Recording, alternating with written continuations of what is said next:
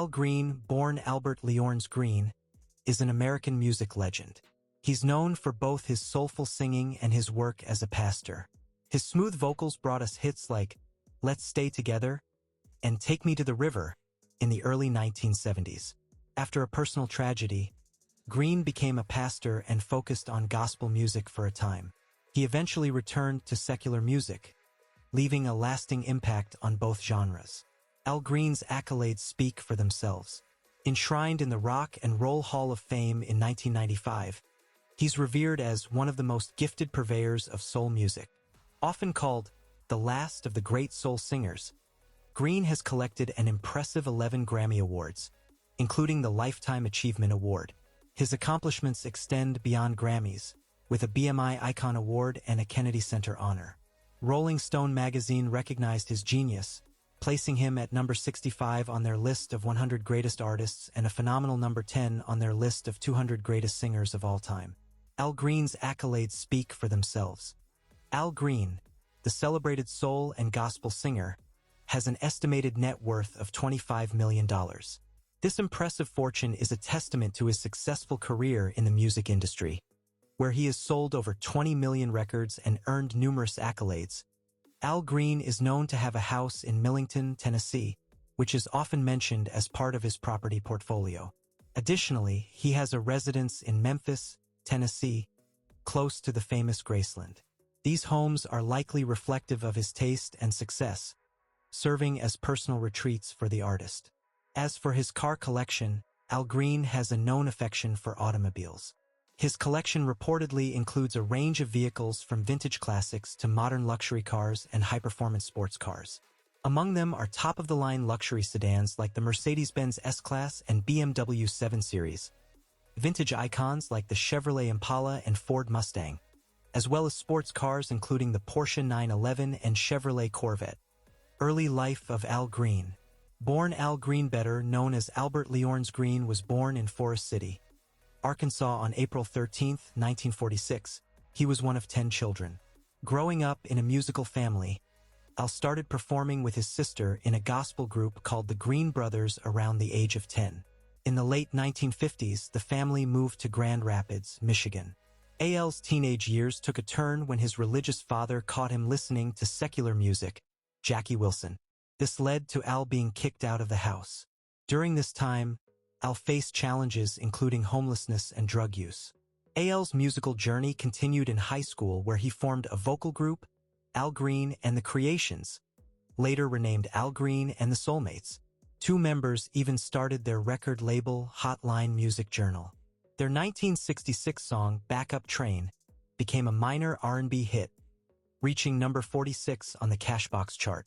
Unfortunately, later songs and their debut album weren't as successful. During this time, Green met Memphis record producer Willie Mitchell while performing with the Soulmates. Mitchell was impressed and offered Green a chance to sing with his band at a Texas show in 1969. This connection ultimately led to Green signing with Mitchell's High Records label. Personal life. On June 15, 1977, Al Green's life took a turn towards wedded bliss when he married Shirley Green in Memphis.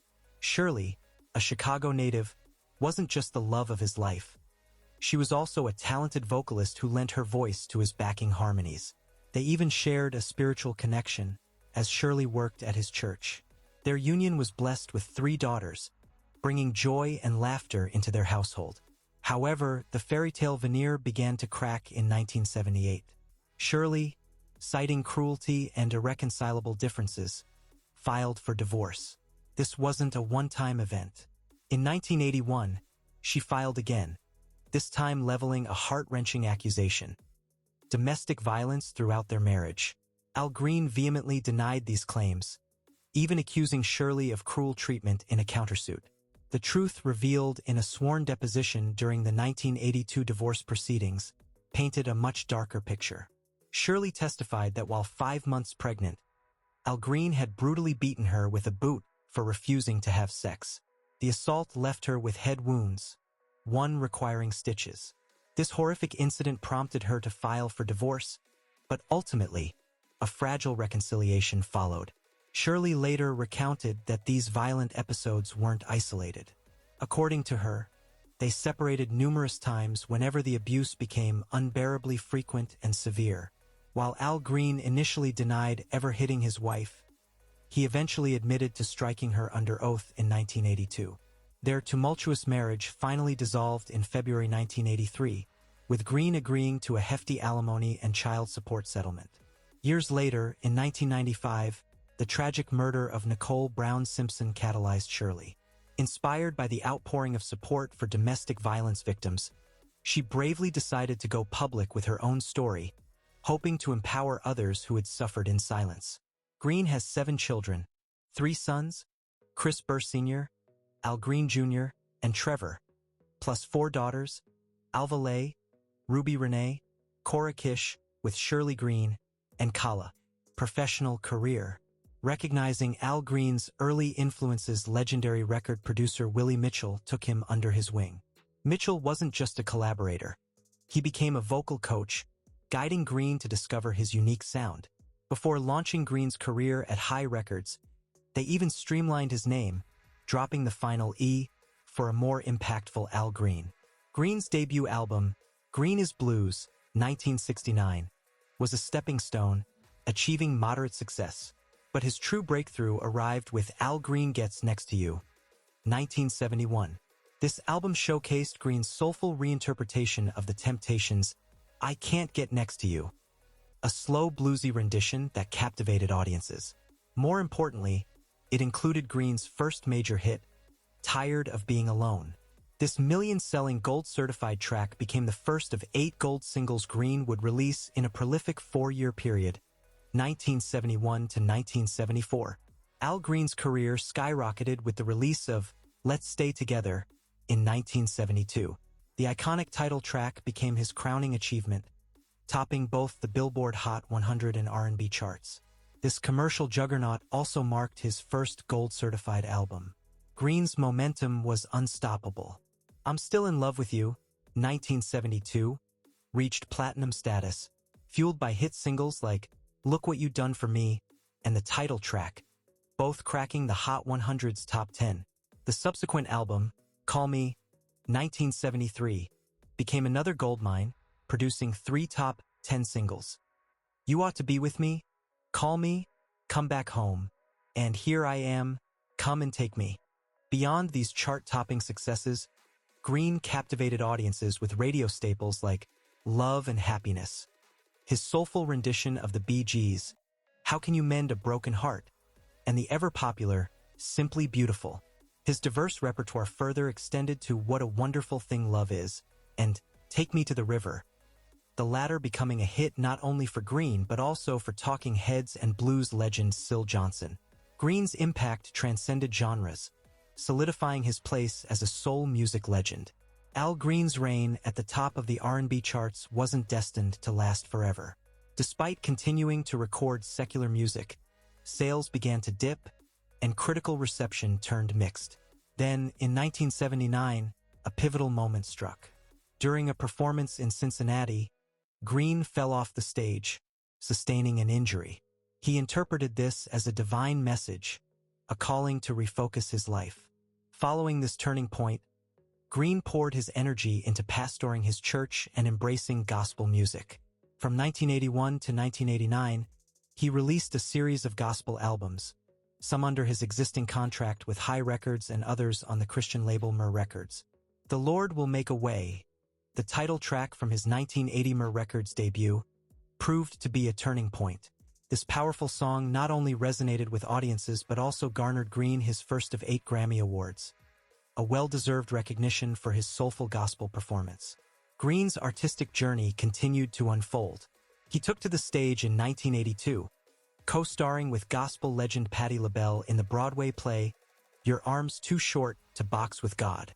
2 years later, a documentary titled Gospel According to Al Green premiered, offering a glimpse into his life and his church. In 1985, he reunited with his longtime collaborator Willie Mitchell, crafting a new album titled He Is the Light for A&M Records. While his 1987 follow-up, Soul Survivor, leaned back towards R&B, it only achieved moderate success with the single Everything's Gonna Be Alright. This track marked his first foray back into the R&B top 40 since 1978, hinting at a potential return to his secular roots. Here's a rewritten text about Al Green's return to secular music. Al Green wasn't done with the secular world after all. In 1988, he teamed up with Annie Lennox for a stunning duet, Put a Little Love in Your Heart.